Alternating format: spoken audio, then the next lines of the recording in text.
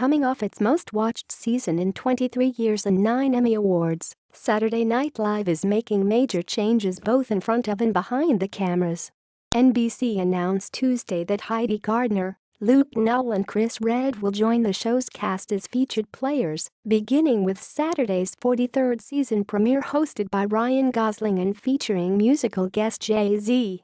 The most recognizable of the three is likely Redd, who appeared in the Andy Samberg movie Popstar, Never Stop Never Stopping, and has a Comedy Central stand-up special Trapped in Atlanta.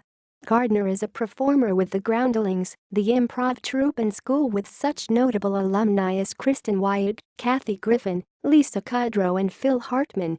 The Chicago-based Null is a much more unknown comic who has done sketches for the EO Comedy Network.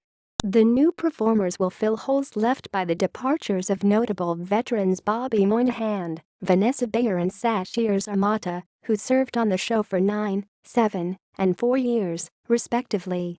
Yearly shifts in on-camera talent are not unusual for the show. Last year, both Jay Pharoah and Taran Killam, two 6-year veterans of the show, were let go, while Mikey Day, Alex Moffat and Melissa Villaseñor joined the cast. Villaseñor became the show's first Latina cast member in the show's 42-season run.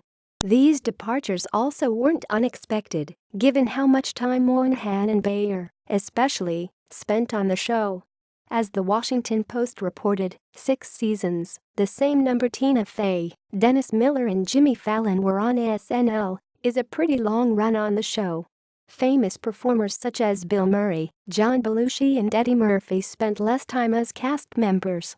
More notable is the show's substantial expansion in writing talent. NBC is adding 7 new writers for new season, including Sam J., Gary Richardson, Eric Marino, Andrew Dismukes, Stephen Castillo, Claire Friedman and Nimish Patel, according to The Hollywood Reporter.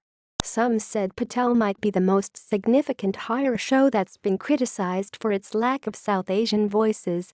Last year, Aziz Ansari became the show's first host of South Asian descent.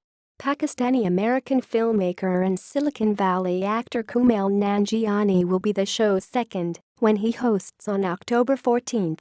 Patel's most prominent writing credit is for this year's White House Correspondents' Dinner, during which comedian Hassan Minhaj roasted President Trump, who chose not to attend the dinner. Given this background, Vanity Fair's Joanna Robinson wrote, in hiring Patel, who jokes about keeping his Hindu papers on him at all times lest he be mistaken for a radical terrorist, SNL is better placed than ever to dig into the South Asian perspective, particularly in politics.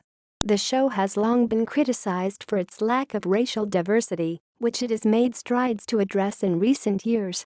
In 2013, for example, executive producer Lorne Michaels held special auditions after the show was criticized for its lack of diversity, which resulted in the hiring of Zamata, the first black female cast member in 7 years.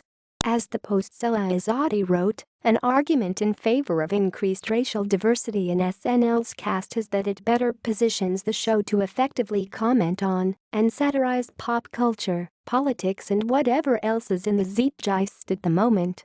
Patel, in fact, has actually joked about wanting former Louisiana Governor Bobby Jindal, an Indian American, to win the presidential election so he could have a job with SNL.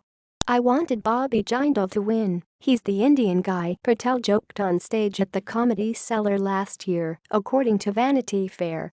"Not because I believe in his politics, but because I want a career on SNL, and that's the only way that was going to happen."